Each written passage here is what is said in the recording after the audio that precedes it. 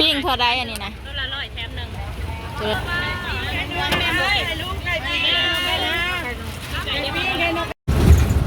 นี่หอทางบ้านก่อยแล้ววัดกุ๊กกุ๊ก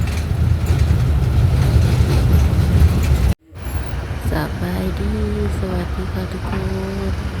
กลับบ้านแล้วกันเด้อถนนอยู่ในเมืองมันเป็นสีดีเนี่ยจักหน่อย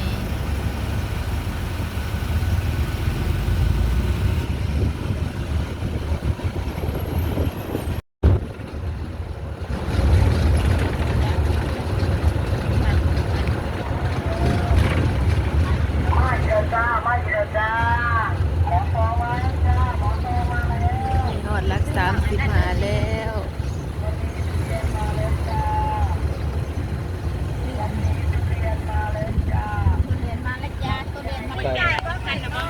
ปิ้งเท่าไรอันนี้นะตัวละ100แถม1ตัวละ100แถม1แล้วก็มาช่องเธอเลยช่องปิ้งนี่นาบ่100นะฮะตัวละร้อย ตัวละ100บ่นี่นะ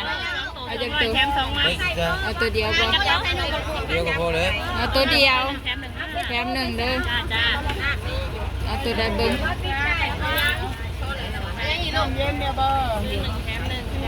เอาตัวน่ะตัวนี้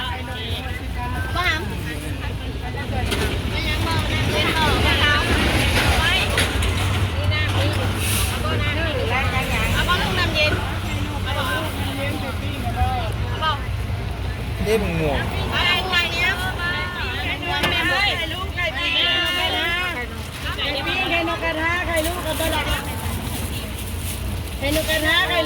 บ่ได้แล้วซื้อแล้วไปนูได้หรอบ่ซื้อแล้วทางมาแล้ว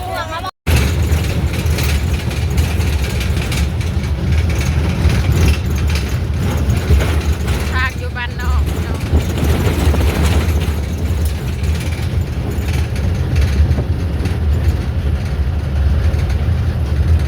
เขาจะดำลายแล้วดำที่แล้วไปแล้ว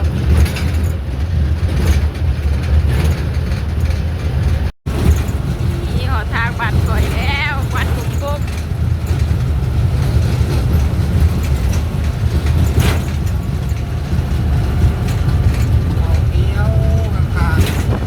ข่าวงามเลย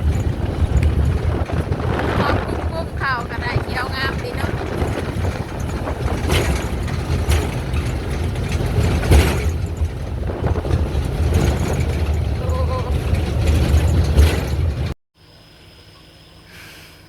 หอดเทือนหอดซานเด้อทุกค